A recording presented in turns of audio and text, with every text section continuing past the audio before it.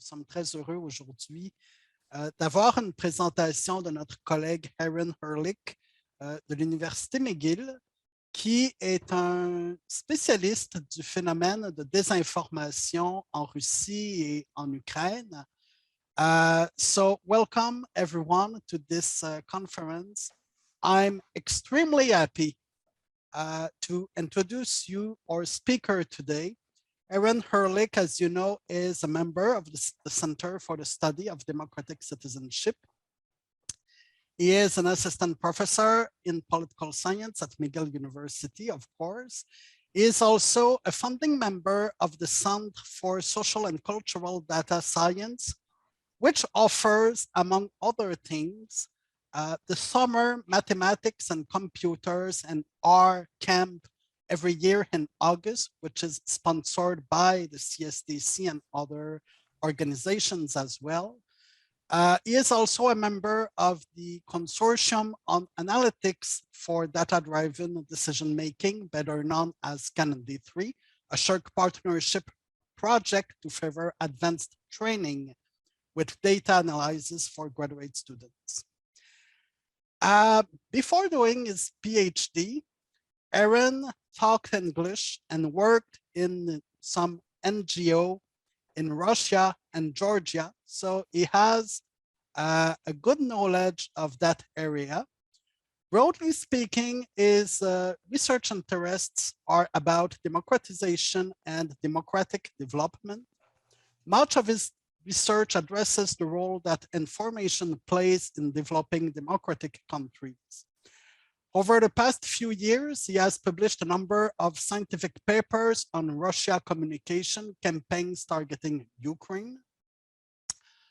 For instance, in a forthcoming paper in political psychology, and investigates susceptibility to the pro-Kremlin disinformation from a cognitive science perspective.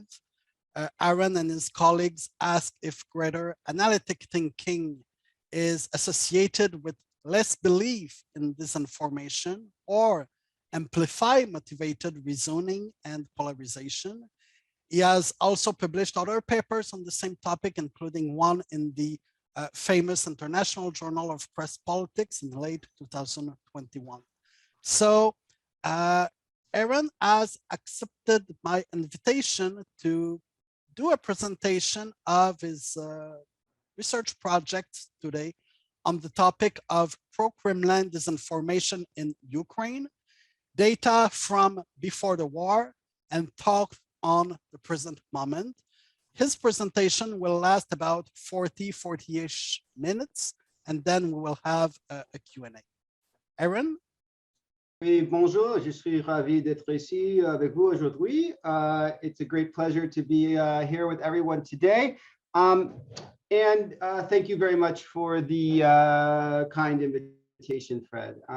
As Fred mentioned, I've lived and worked in the region since in the post-Soviet and Eurasian region since 2003. And I started doing a lot of large-scale public opinion work in Ukraine in 2014 after what Ukrainians call the Revolution of Dignity. And there's so much possibly to say right here, and I hope we can have kind of a large and wide-ranging conversation on the topic.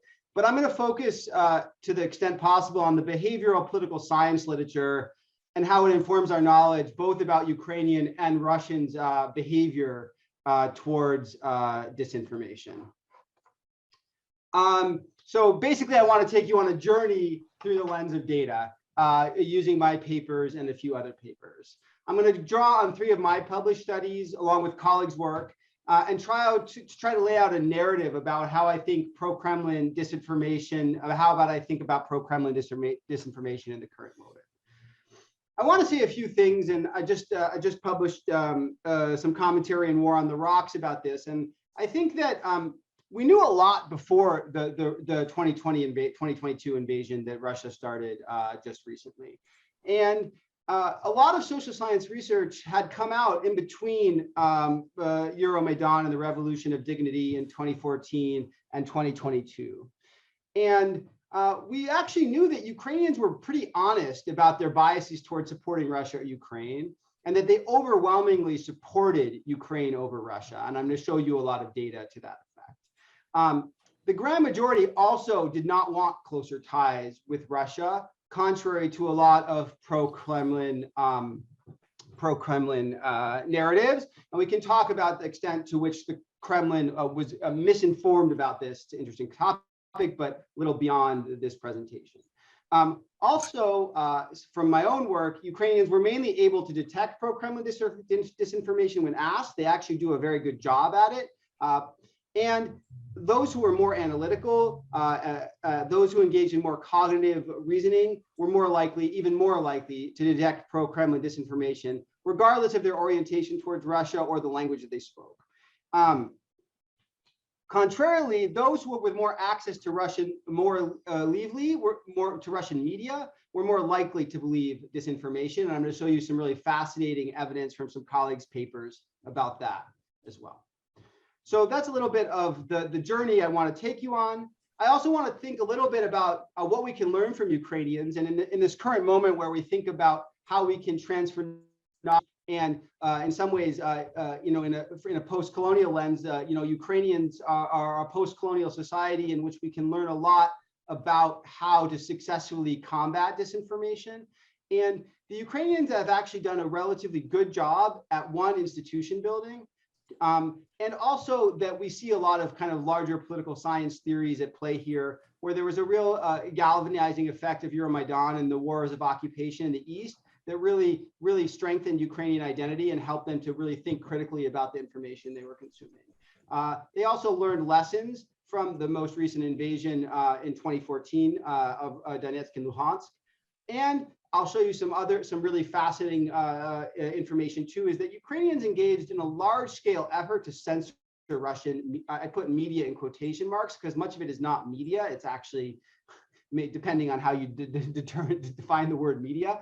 But I think this actually raises a lot of really interesting theoretical and normative questions about the role of censorship. But it actually Ukraine actually now provides us, along with China, some pretty interesting data about the role that censorship has played recently. Okay, of course, hindsight is 2020, and I think myself and a lot of other colleagues made a lot of mistakes, and I want to highlight some of those as well. And the first is that we did not pay enough attention to the way that the Kremlin was deceiving its own population. And I have some colleagues, I'll highlight some of their data that their voices were not amplified enough. And I'll show a little bit of some of the data, some papers that were around and circulating that we should have paid more attention to. Also, we focused too much on social media and not enough on state-run and state-supported television. And so there was, I think in retrospect, we potentially need to learn about looking at the media ecosystem as a whole. There was a lot of focus on social media, potentially because of what happened in the US. But that really the issue had a lot to do with state-run and state-supported media. I'll also, give a few thoughts about what I think the focus should be on now, which is better understanding Russian propaganda. I can talk a little bit about the work I'm carrying out now with some colleagues, learning from Ukrainian efforts, which I think have been relatively successful.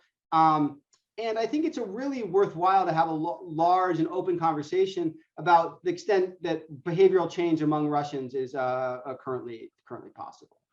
Okay, so let me, first part of the presentation, let me walk you through some of my own published findings and others about pre-22 invasion data. So in a paper that we recently published in ISQ, though the data stems from going back to 2015, we conducted actually laboratory studies in 4 cities. You will now probably many of you probably did not know the name of some of these cities before this 2022 invasion, but they've been in the news all the time. Kharkiv and Odessa are still under Ukrainian control, and Kherson is now under Russian occupation, but is being fought over very heavily as we speak. And in 2015, we actually carried out lab-based studies. So we recruited people to come into mobile laboratories with the help of NGOs to measure their explicit and implicit attitudes towards Russia. Why do we do this in a lab-based setting? Because we thought it was actually fairly sensitive, and we wanted to be able to debrief people and explain to them the results they received on these studies. And also, Well, we wanted them to take what this test called an implicit association test to measure people's kind of underlying implicit or subconscious views towards Russia. And it was much easier to make sure that people followed experimental protocols if we did it in a lab-based setting. I'm happy to answer questions about some of the benefits or drawbacks of doing that if people are interested. But the main takeaway of what we found, and I'll just skip to the chase, is here I show two axes. On the one, we show a measure of explicit preference for Ukraine. That's on the y-axis, and on the x-axis, we show people's implicit preference for Ukraine. So as you go up and to the right, you're more pro-Ukrainian. And note that almost everybody in our sample, regardless, and now we're pooling all the data here across our study locations, are not dissociating. That is, whatever they say explicitly is also happens to be their subconscious or implicit belief. So we don't see any of or very little evidence of people actually kind of having some subtle underlying preferences for Russia that they're not stating to survey enumerators or to other people maybe that they know. And this actually comports with a lot of other data that I have across a whole range of domains where we just don't see Ukrainian. We've done a million kind of sensitive survey experiments and sensitive techniques and asked a lot of questions across domains. We've actually, across a wide range of issues, do not see Ukrainians lying to survey enumerators or to people who are asking them for information about their views. We see this as a sign of Ukraine, as Volodymyr Yermolenko has recently said, is a society that actually values freedom quite highly. And even things that might be socially sensitive in a North American context may not be socially sensitive to actually talk about in a Ukrainian context in terms of public-facing things like views on corruption or at people's views towards Russia. I think this may have changed after 22, but again, before 22. But remember, this data is collected after Russia has supported an invasion of Donetsk and Luhansk and annexed Crimea. So there are people that are pro-Russia still, and they are still okay saying they're pro-Russia, but this is again a small minority of the population. This comports with data that's just survey data from a panel that Grigor Pop-Elikas and Graham Robertson carried out, where they have the same respondents in a survey from 2012 before the Russian invasion in the East in 2014 and after the Russian invasion in the East. And what we see here is that people really saw Ukraine as their home. And if they saw anything as their homeland that wasn't Ukraine, it was the USSR, not Russia, which tells you something about the mindset of those people that may have held those views. But notice that after an invasion, that group actually declines a lot as well. And so while people are still comfortable speaking a mixture of Russian and Ukrainian, identity has moved away from closer ties with Russia even further than it was. And maybe on the left, I show a good marker of this is that while people supported a Russian customs union and European union, closer ties with the European Union at equal rates before the 2014 invasion. By 2015, the ratio was 3-to-1. So public opinion had moved sharply away towards further integration with Russia. But more importantly than that, nobody saw themselves as Russian or wanting to integrate somehow in Russia, regardless of the language they spoke at home, or even to a certain extent, if they saw themselves as ethnically Russian or nationalist in this kind of old Soviet idea of nationality, which I think people are now, moving away from in many ways. Okay, so to summarize, Ukrainians, from the survey data we showed and other survey data I'm happy to talk about, are fairly happy to tell you what they think. They're not dissimulating or dissociating. And they, for the most part, do not want closer ties with Russia and feel that their homeland is Ukraine.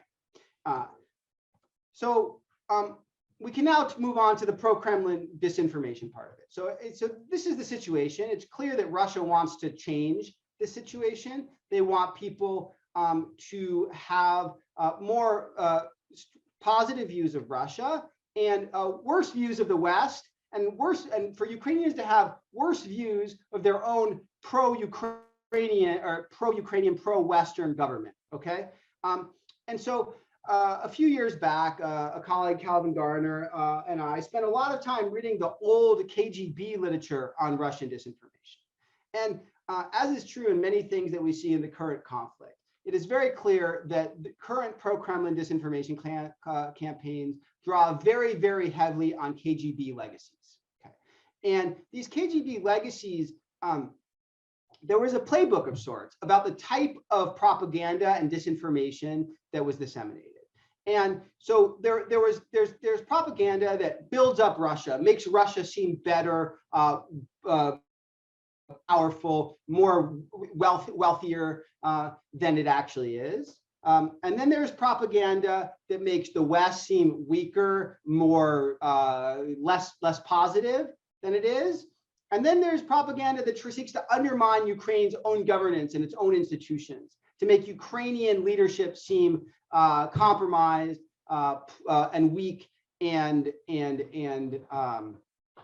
not trustworthy. Okay, and so we actually downloaded the whole database of EU versus Disinfo, which is a large database, a project funded by the European Union and run by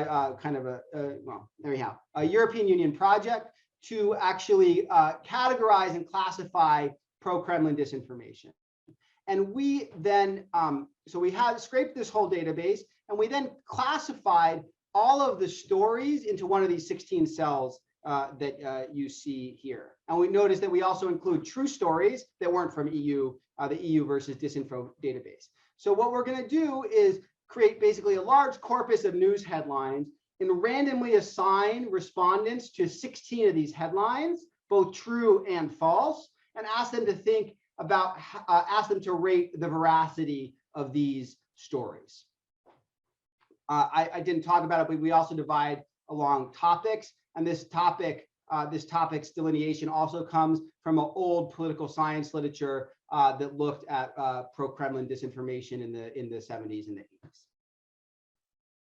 And this comes from our paper in the International Journal of Press Politics. And so what we see here, the black dots are the overall means across all of the stories that we showed. So we had 98 stories. So that's the mean across all of this type of story. For example, the black stars, or the crosses with the line through it, are the true stories. Notice that for all the types of true stories, under all the types of strategies and under all the types of themes, Ukrainians are able to rate true stories as true. Okay. The one area where there's a bit more confusion is economic stories. We talk about this in more detail in the paper, but it's unsurprising given historical mismanagement of some parts of the Ukrainian economy. But what's very noticeable is that political, historical, and military stories that are pro-Kremlin disinformation are almost always rated as false by Ukrainian respondents, and the true stories are rated true. Note that a ton of these stories before the war follow exactly the same types of narratives that we have now seen really present in the current conflict. Lots of stories about Nazism, Nazi connections of Ukrainian officials, and so on and so forth here. So we took this as a very, this is not necessarily what we expected going into the study. We found a pretty robust ability of Ukrainians to actually pick out stories that were pro-Kremlin disinformation and rate them as such. All right. And the gray, sorry, I don't know if I mentioned that. I think I may have forgotten to. The grays are the individual stories and the blacks are the means. I said the blacks are the means, but I forgot. I might have forgotten to say that the grays are the individual story. Okay, so where does this success come from then? How do we explain this? And so I think that I have little information to talk about. I have some information. I have no information to talk about the first one. So I think it is true, and it would be interesting to try to delve into this in more detail, that Ukraine built a lot of institutions, many with donor support, but Ukrainian efforts such as Text-T, or the one I mentioned, Stop Fake, which is a fact-checking organization that came to be very well known in Ukraine, that actually did a very good job of highlighting strategies of pro-Kremlin disinformation and making those public and well known to the Ukrainian population. That Ukrainians knew that this was out there and that they had to be careful and critical in the ways that they thought. The previous Russian invasion galvanized many to think critically. So I think analytic thinking skills went up, and as well, I'll show you that are in a paper forthcoming in political psychology, we show that people who engage more in analytic thinking are much better at detecting this pro-Kremlin disinformation. So I think there was a shock beforehand that I can't show you, but I can show you the correlation between analytic thinking and ability to detect pro-Kremlin disinformation. Third, and I'll rely on other people's work here, and I'll show you some fascinating and great evidence, is that while controversial, banning of Russian TV and social media, which is filled with propaganda, probably helped the situation a lot, okay? And this is probably the most controversial thing. It was super controversial at the time that Russia did it, okay? Okay, so here's a study that appeared in AJPS by Pesachin and Rosenas. So they leverage, this is a geographic discontinuity study where they leverage the fact that Ukrainians banned Russian television. And so Russian television was no longer able to be easily transmitted. There's some exceptions, but for more or less. But people who lived close to the border could still get Russian television signals from TV towers on the Russian side of the border. And so you can leverage as if random assignments of Russian television towers distance to individuals in Ukraine to estimate the causal effect of exposure to Russian television.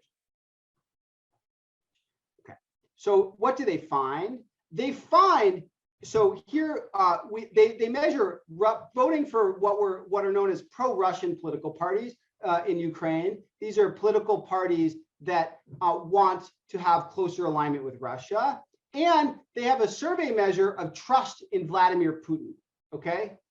So what do they find? They find a very large effect of those who mainly speak or speak some amount of Russian at home, so are the ones who are likely to be watching Russian television, on a Russian television. So if you are only Russian speaker, all else equal, if you're exposed to Russian television, you're both more likely to vote for a pro-Russian party in both the presidential and the parliamentary elections, and more likely to trust the leader of a country who just supported an invasion of your country and annexed part of it.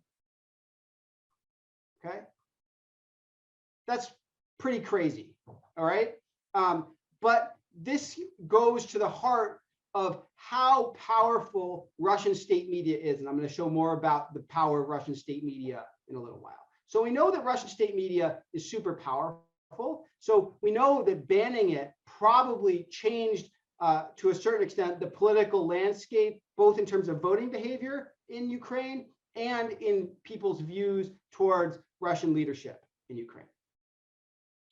All right. The next thing was a controversial, another controversial ban on Russian social media. So Russia, as some people may be aware, has its own set of kind of clones of Western social media platforms, and as those platforms are banned now in Russia, people are now exclusively on them. But these were also used in Russia's near abroad to a large extent. This is data from Kontakte, which is one of Russia's large social media platforms. And what Golochenko here did was he scraped the location of users on Kontakte along the line of control between Russian annexed Crimea and Ukraine proper, where Ukraine was still in control, and this soft ban on Kontakte went into place. So Ukraine banned Kontakte, but they didn't really enforce the ban. And many Ukrainians have VPNs, so they can still access Kontakte. It's not a hard ban, but there's a lot more friction. Will Hobbs and Maggie Roberts in a paper in APSR talk a lot about this friction in the Chinese context. So we can look at the impact of this soft ban on Kontakte on what happens to those who are in Ukraine proper versus those in Crimea. And what happens is that those in Ukraine actually still access this media. You can see that you can see that on the graph on the left, that after censorship, those in mainland Ukraine are still accessing Kontakte, a very large proportion of them, but they're posting much less. Okay, so what that means is that they are interacting with Russian social media with a lot of Russian propaganda at a much lower rate than they were before this soft ban went into place. So given what we just saw from the other paper by Pesach and Rosenas, we can kind of hypothesize that this ban on social media also limited Ukrainians' interaction with Russian propaganda and likely led them to use other sources more often. Okay, so likely this also decreased Ukrainians' exposure to pro-Kremlin disinformation. So that brings us to the current moment. So I think we have, to summarize where our journey so far, I've said that, look, we had a lot of really great social science research in Ukraine before the war, that we could believe Ukrainians, that they weren't really believing pro-Kremlin disinformation that much.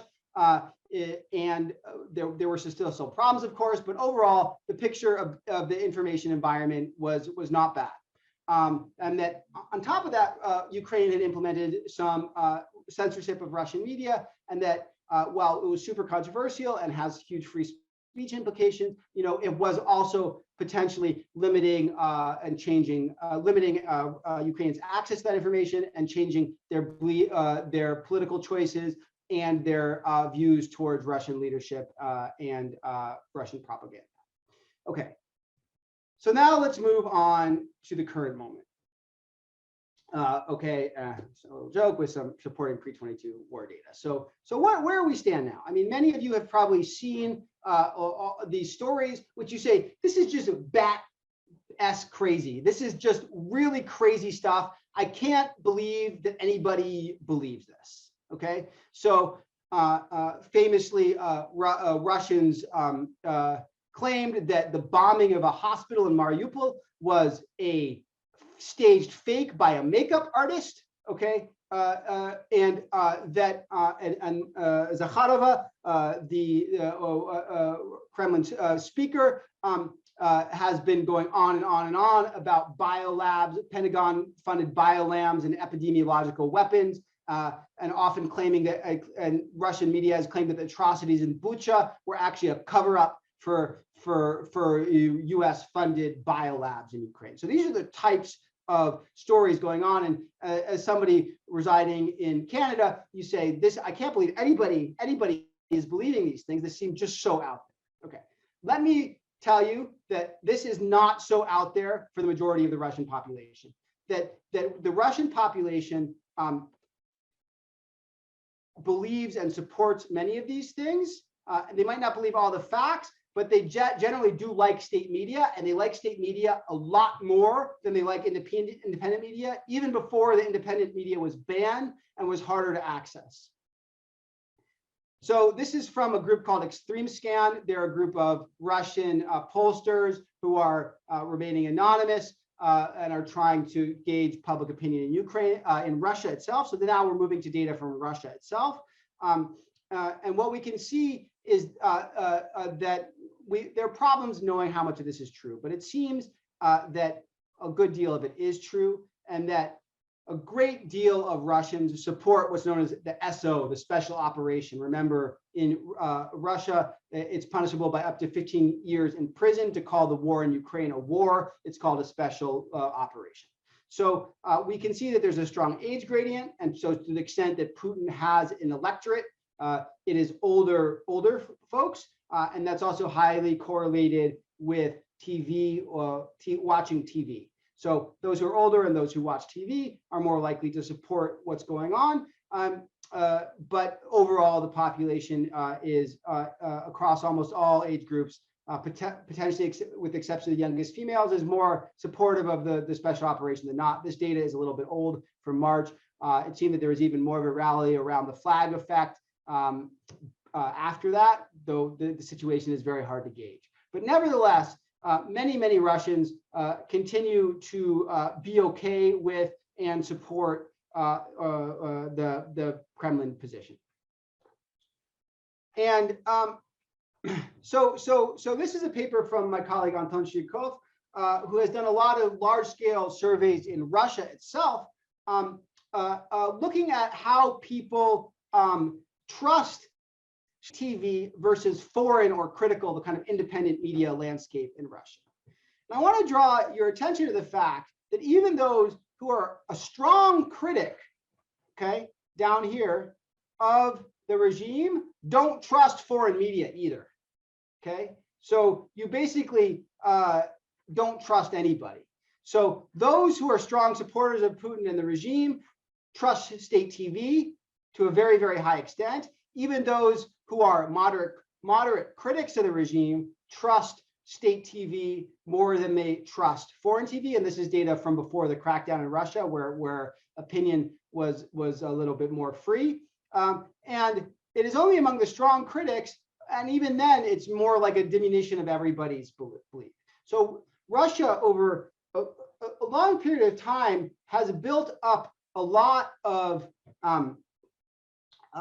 very, very strong television apparatus. And this television apparatus is actually pretty high quality kind of production. So another graduate student at UCLA, Ashley Bloom, has done a lot of work actually looking at all these things. And basically, Russians like Russian state propaganda TV. They actually like the infotainment part of it. They like the way it feels and they like the way it sounds, and they don't like the way that foreign or critical media feels or sounds. Okay, and so when Russia then says these things, they've built up a constituency for watching and believing this type of television over a long period of time. So that's depressing, and I don't think we paid enough attention to it. And so the question is, can we do anything about it? I was talking to some friends and colleagues in Ukraine, and certainly the narrative in Ukraine right now is absolutely not, one has to get rid of Putin.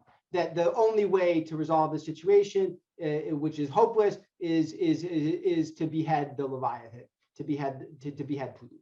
So we can have a larger debate about this, but this is from this forthcoming paper in political psychology, where we show even among a Russian-speaking or more pro-Russian population in Ukraine, if people actually engage in more analytic thinking, then they're more likely to believe true information and less likely to believe false information. The x-axis here is a cognitive reflection test measure. If people are familiar with this, this is a test that basically sees whether people jump on a quick right answer or actually think about what the question means and then get the right answer. I'm happy to talk about more of that in the Q&A section. So one could imagine that if one could prime and so my colleague who co-authored the paper, Dave Rand at MIT, has done a lot of work actually seeing if you can nudge people to engage in more analytic thinking, and showing that if you nudge people to engage in more analytic thinking, then you can get the same effect. So you can elicit this effect by encouraging people to be more analytic in the way they think about the news. So we can imagine that this kind of work that we've done in Ukraine might be able to be carried over to a certain extent in the Russian context, where we really kind of try to engage people in more analytic thinking in the Russian context. Now, whether this can matter at scale in the current conflict, I think is unlikely, but I think it does provide a ray of hope that you can reach people and you can get people to engage in this type of cognitive changes in cognitive behavior to increase their belief in true news and their disbelief in pro-Kremlin disinformation. So that's potentially one strategy, though. I'm also kind of very dubious at this point, potentially along with many Ukrainian colleagues, about what is possible in the current moment. So another thing that we're working with an NGO and pollster in Ukraine at the moment, Gradus, and we just carried out they just carried out a large mobile-based study where we're looking at how Ukrainians are contacting their relatives in Russia. So this is actually super fascinating because in the media, many stories have come out that, and maybe the most extreme stories have come out where Ukrainians contact their family members and their family members systematically refuse to believe what they're telling them. Now, we asked, this survey asked 1,800 Ukrainians about their contacts in Russia and whether they've been in contact with them. And we found that about half the sample had family members in Russia. So you think about that, that's a lot of people in Ukraine who have family members in Russia. And of those 500, so 1/3 of the sample, or about a little over half of those people who have family members in Russia have talked to them since this invasion started. And what you make of this graph depends on whether you see the glass as half full or half empty. So about 3/4 of and how much you believe Ukrainians' own assessment of what their relatives think. So there's a lot of kind of caveats with this data, but nevertheless, I think super interesting. I think that Ukrainians are pretty cynical about what Russians believe right now, so this might not be super inaccurate information. But what they report is that 3/4 of their relatives in Russia, after having conversations with them, have not changed their views about the conflict. But 1/4 of them have, okay? And some of them quite substantially. This is data on a 10-point scale, okay? So about 1/4 of the sample have believe Russian propaganda less after a series of phone calls, okay? We see very, very limited evidence of what's known as a backlash or a backfire effect in the literature, where they now report even stronger, more pro-Russian views, though we do have a few people who think that way. And so we're building on this. We have a bunch more questions here, but it is kind of an interesting line, interesting avenue of research, whether Ukrainians can leverage their own connections with Russia to try to change public opinion on the war, given the percentage of Ukrainians who have relatives in Russia. If this is leveraged at scale, this could potentially have a very large effect on Russia itself. And I should say that we ask these folks where they have relatives, and they're distributed throughout the entire country. So this isn't just Ukrainians have relatives in a few places near the border. They have relatives all over the place in Russia, which is a very large country, as all of you know. So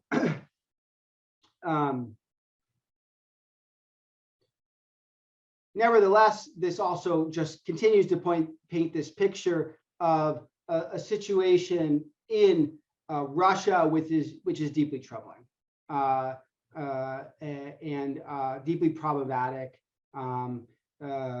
in terms of citizen belief about reality and in terms about popular support for Putin, which has not waned to the extent that people might have imagined given the current situation.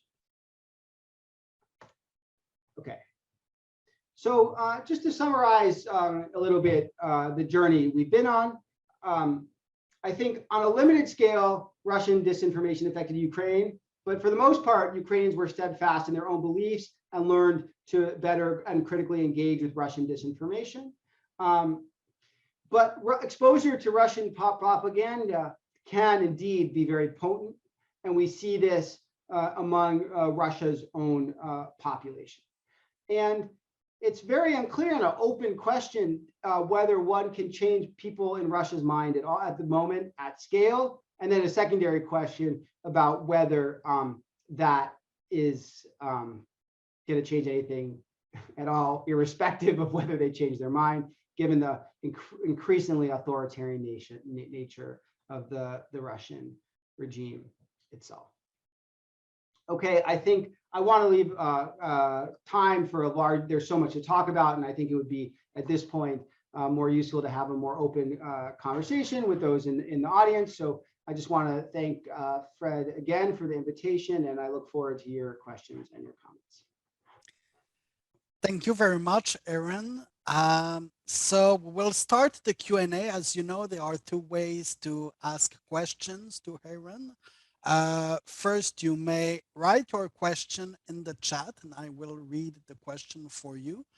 Or you may click on the button to raise your hands and ask the question yourself. Please note that this session is recorded. It's going to be disseminated on our YouTube channel. So if you speak, we'll see you and we'll hear you on this recording. Aaron, I will start with a question asked by Cynthia Laguna at the beginning of your presentation. Yeah. You speak a lot about pro-Kremlin communication campaigns. Yeah. Maybe at one time you said pro-Russia. Yeah. And Cynthia wonders if pro-Russia is equal to pro-Kremlin. Yeah, so that's a very good question. Thank you for that. And I should have been clear about that in the presentation itself.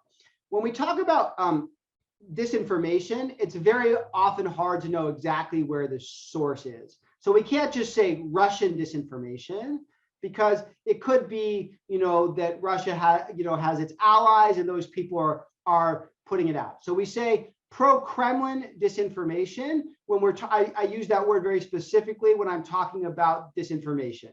And reviewers on my papers also push me to be very specific about that. So, and I think it's an important clarification that when we talk about pro-Kremlin disinformation, we believe that it's disinformation, we believe that it's strategic, but we often sometimes have trouble knowing exactly if it's the Kremlin and Russia itself putting out that disinformation. So we call it pro-Kremlin. In terms of pro-Russia, I mainly use it when I talk about the orientation of Ukrainians. And so whether they want deeper integration with Russia, whether they are oriented towards parties that are generally known in Ukraine as pro-Russia. Now, whether we call those pro-Kremlin parties, that becomes a much more politically sensitive topic to a certain extent. And there have historically been called pro-Russia political parties in Ukraine.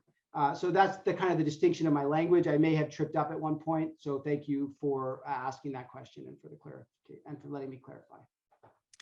If you don't mind, I will suggest you to stop sharing your screen so Sure. we'll have you in a larger picture. Benjamin. Let me turn my video on. Hi, Aaron. Great talk. Super interesting. I wanted to ask, kind of thinking across the studies you presented and the data you presented, and correct me if I'm wrong, but I think you're attributing this sort of, this rather significant shift in Ukrainian opinion to more or less external events, the Russian takeover of Crimea and the invasion of the East. You're crediting basically institution building on the part of the Ukrainians that, coming up with, basically the fact-checking institutions.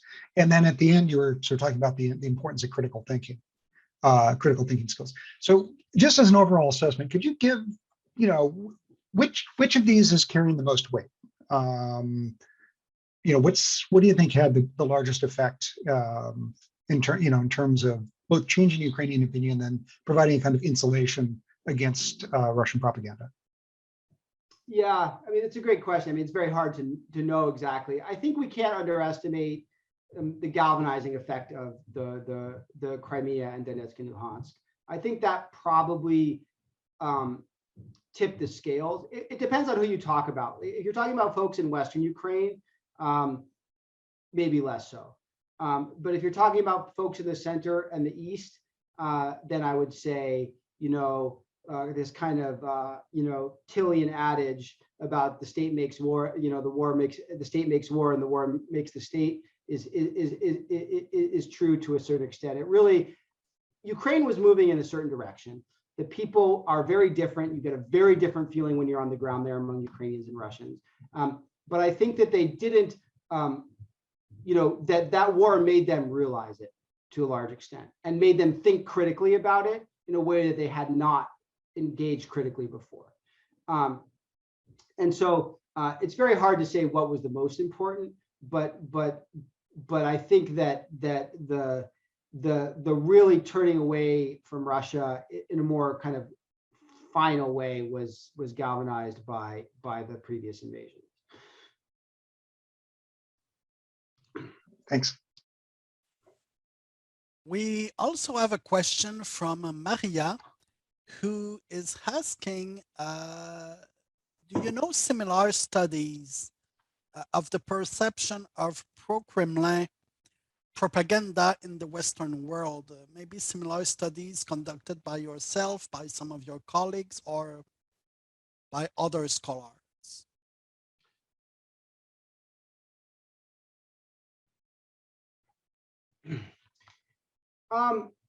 I don't actually, I mean, there's been as all of you are probably aware, there's many studies that look at Russia meddling in the US elections specifically. And there are other studies, in, for example, Krag, I don't know how you say, Kragh, looks at the similar disinformation in Sweden. So there are studies that look at other places, both in Europe and in the US, but they tend not to take it.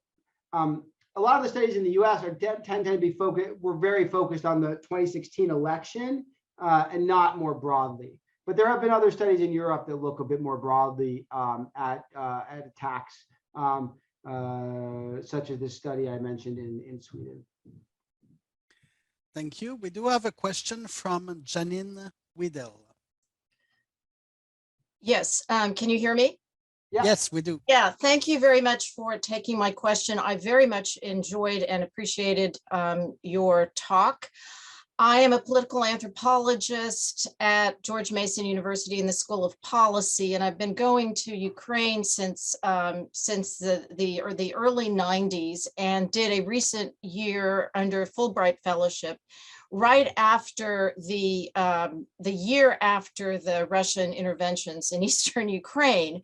And following on the first question, I wanted to ask something, but first just make a brief comment that one of the things I heard repeatedly from Ukrainians, and not just in Kiev, but in Odessa and other places that where I've spent time, was I didn't know just how Ukrainian I was until the Russian invasion in the East. And so following on that first question, how would you think about other factors or features of Ukrainian society that feed into this robust concept of freedom for Ukraine, and that are now contributing to the war effort? I'm thinking in the broad category of civil society and asking really the why question. What is it about Ukrainian society that makes it more immune to disinformation, aside from or that feeds into these factors that you very articulately laid out? Thank you. You're welcome. Yeah, great question. You said it better than me, which is the anthropological quote there, I think is a great one, which is, I didn't realize how Ukrainian I was until, Russia invaded, I think is a nice way of saying it. There's a book that I keep meaning to read, and I heard him speak recently, Volodymyr Yermolenko, who's a philosopher and who runs Ukraine World, talks a lot about, some of this is from a kind of a more elite intellectual perspective. Some of this, people draw on Ukrainian historical figures who they interpret as people who, came from a land in between, a land that had been conquered by many people. So the reaction to that was that our only answer is to be, to desire kind of a free and open a society. So there's an intellectual stream there. I don't think that the average Ukrainian, the average person on the street thinks about it. But I think I lived in Georgia for 4 years, and I think that Georgia and Ukraine, in that sense, have a lot in common, which is that they were part of the Soviet periphery, and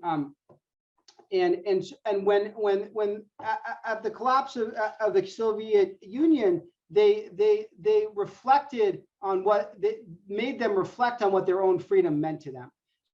So there was they realized that they were no longer forced to do things that they had been forced to do, and they really valued that lack of coercion. And so I think a lot of, particularly for the older generation, or the generation who was in school, who's now in power, who was school in the late Soviet era, really draws on their own previous experience and compares what they can do and say now to what they can do and say before. So I think there is a real, in speaking with a lot of people about this, I think there is a real self-reflection element to this. I don't have any data about this, of course, but I think it is worth thinking about people's own source of reference points, basically, where they compare what they compare what they can do and what they can say now, and they really value those things to an extent that I think we underestimate in the West.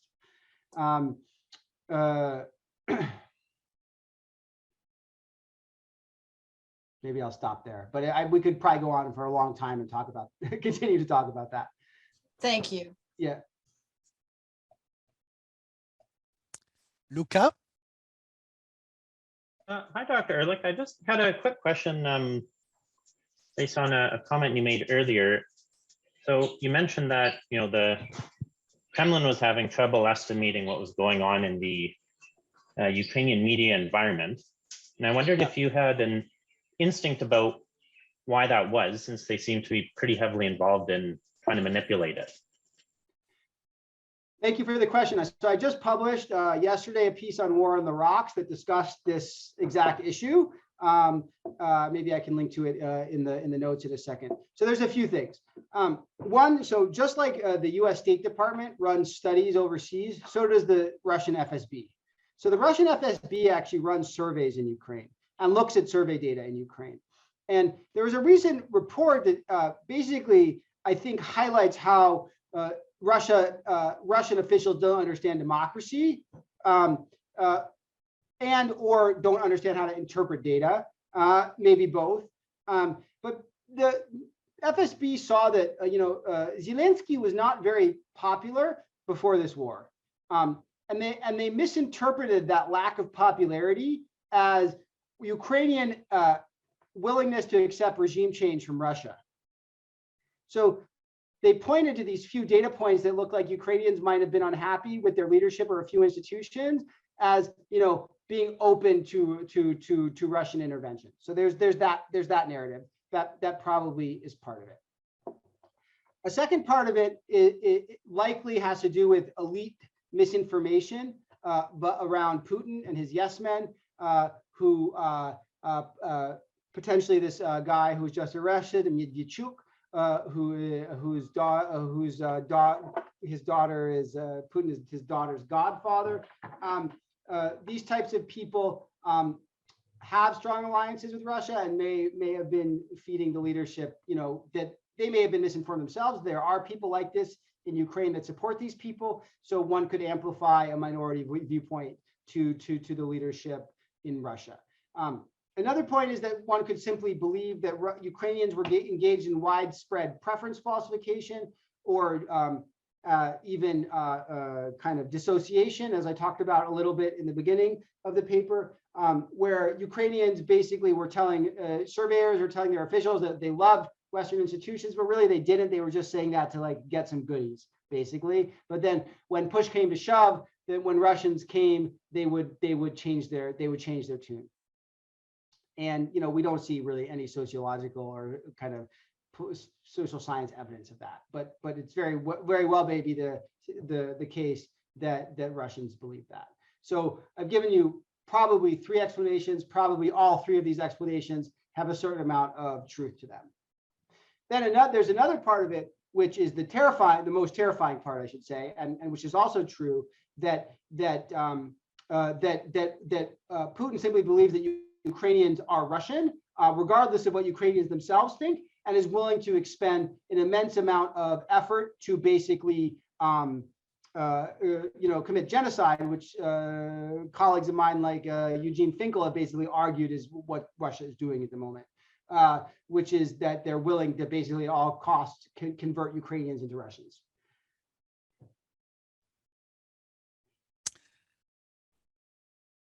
May I ask you, Heron, to briefly compare, for those of us who are not familiar with this area, how would you compare the Russia and Ukraine media systems?